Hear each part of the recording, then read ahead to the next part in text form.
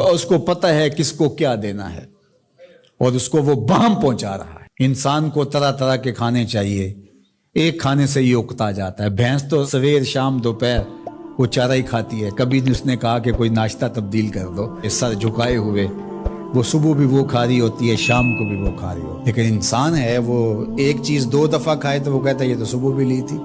سواد کر ہی آئے جامع تغیر بھی ضروری ہے، کوئی رت ہو عمر بھر اچھی نہیں لگتی۔ اس کی طبیعت میں تنوع ہے، کبھی کہتا ہے کہ مجھے کھانے کے لیے میٹھا چاہیے، کبھی کہتا ہے مجھے نمکین چاہیے، کبھی کہتا ہے چٹکارے دار چاہیے، کبھی لحمیات کی آرزو ہوتی ہے، کبھی سبزیوں کی طرف اس کا دل مائل ہوتا ہے، کبھی کہتا ہے کہ نہیں آج میں نے یہ لینا ہے، آج میں نے وہ لینا ہے، اور میرے اللہ نے اس کے لیے سارے انتظام کر رکھے ہیں۔ اللہ اکبر۔ اور جس کو ایک چاہیے اس کو ایک ہی دے رہا ہے، اور جس کو جتنا چاہیے اس کو اتنا دے رہا ہے۔ ہمیں تو ہنڈیا کے لیے ½ کلو یا 1 پاؤ گوشت چاہیے ہوتا ہے، لیکن شیر کو میں نے افریقہ کے اندر لائیو ناشتے کرتے دیکھا ہے، اور وہ پورا ہرن جو ہے وہ ہڑپ کر جاتا ہے، اللہ روز اسے دیتا ہے۔ ہنس ایک پرندہ ہے، وہ سچے موتی کھاتا ہے، اور سچے موتی پنساری سے آپ لینے جائیں تو تولوں ماشوں میں ملیں، اور وہ بھی لاکھوں روپے میں، اور وہ بھی تیقن سے آپ نہیں کہہ سکتے کہ اس میں 2 نمبری تو نہیں ہے، یہ واقعتاً صحیح ہے، چونکہ آج کل تو یہ چیزیں چلتی ہیں، لیکن اس کو پیٹ بھر کے چاہیے ہوتے ہیں صبح شام دوپہر۔ اور دنیا کے اوپر ایک ہنس نہیں رکھا ہوا اللہ نے، لاکھوں ہنس کروڑوں ہنس دنیا پہ پائے جاتے ہیں، اور ان کو اربوں موتی روز چاہیے، اللہ روز عطا کر رہا ہو۔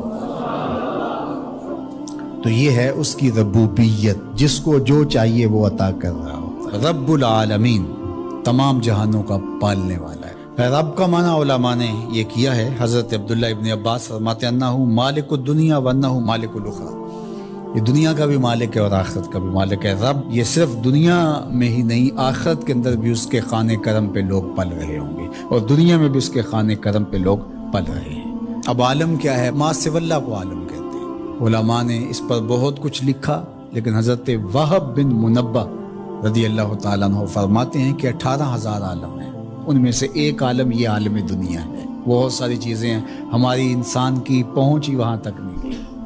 وما یعلم جنود ربک الا هو، اللہ کے لشکروں کو کون جانے؟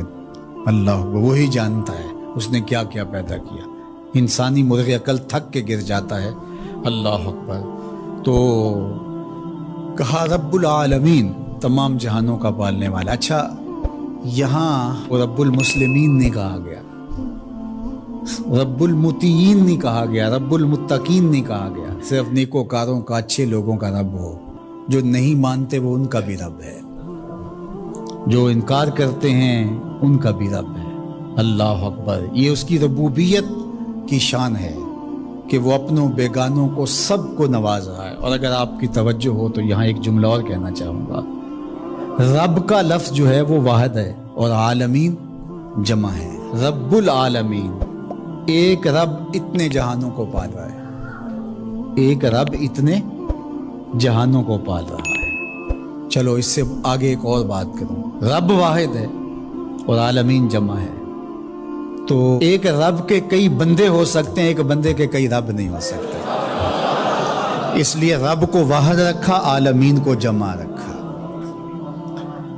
کیونکہ اگر ایک خادم جو ہے، ایک غلام 5-6 آقا رکھے تو ایک کہے پانی لے کے، اور دوسرا کہے کہ میرے حقے میں آگ بھرو، اور تیسرا کہے تو وہ کدھر جائے گا کدھر جائے گا، اور ایک آقا 100 خادموں سے بھی کام لے رہا ہے۔ تو رب کو واحد رکھا، عالمین کو جمع رکھا، اس لیے بندے کا رب ایک ہی ہو سکتا ہے، 360 نہیں ہو سکتے۔ رب ایک ہی ہوگا، اور ایک رب کے ہی بندے جو ہیں وہ ہزاروں ہیں۔ وہ تمام جہانوں کو پال رہا ہے۔ کیوں پال رہا ہے؟ کوئی ضرورت ہے اسے؟ جو بھی ہے، باپ اولاد کو پالتا ہے تو اس کے ذہن کے کسی گوشے میں ہوتا ہے یہ بڑھاپے کا سہارا بنے۔ شاگردوں کو استاد پڑھا رہا ہوتا ہے، اس کے ذہن میں ہوتا ہے کہ کل یہ میرے کاز میں میرے ساتھ کھڑے ہو جائیں گے، میرے ساتھی ہوں گے۔ ملازموں کے ساتھ ان کا باس کھڑا ہوتا ہے تو ان سے کام لینا ہوتا ہے، غرض ہوتی ہے۔ تو اللہ اتنے جہانوں کو پال رہا ہے تو کیا غرض ہے؟ الرحمن الرحیم، محض رحمان ہے نا، اسے کوئی غرض نہیں، وہ رحمان ہے اور رحیم ہے، اور یوں ہی پال رہا ہے۔ جو نہیں مانتا اسے بھی پال رہا ہے، اور جو مان رہا ہے اسے بھی پال رہا ہے۔ اللہ اکبر، وہ رحمان ہوا، وہ رحیم ہوا۔ ایسا نہیں ہوا کہ ایک بلی کو بہت زیادہ خوراک دے دی گئی اور وہ پھول پھول کے ہاتھی جتنی ہو گئی، اور ایسا کبھی نہیں ہوا کہ ایک ہاتھی کو خوراک کم ملی اور وہ چوہے جتنی رہ گئی۔ جس کی جو فطری استعداد ازلی جو اس نے خود مقرر کی ہوئی ہے، اس کے مطابق اس کی گروتھ ہوتی ہے اور اس کے مطابق اس کی تربیت کرنا ہے۔ خلاصہ ہے پورے قرآن کا سورہ الفاتحہ، جو سارے مضامین ہیں پورے قرآن میں وہ سمٹ کے سورہ فاتحہ کے اندر آ گئے ہیں۔ تو اس کا آغاز اللہ کی حمد سے ہو رہا ہے۔ الحمدللہ، تمام خوبیاں اللہ کے لیے۔ کسی کے اختیاری حسن پر، کسی کے اختیاری جمال پر جو ثنا کی جاتی ہے، ستائش کی جاتی ہے، اسے حمد کہا جاتا ہے۔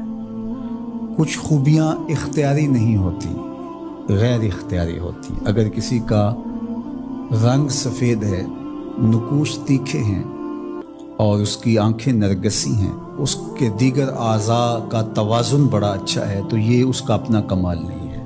ایک شخص عالم ہے، اس نے پڑھا، محنت کی، آگے بڑھا، تو یہ اس نے محنت کر کے ایک چیز حاصل کی، تو اس کا وصف بیان کرنا اور اس پر ثنا کرنا یہ غیر اختیاری حسن نہیں ہے بلکہ اختیاری ہے۔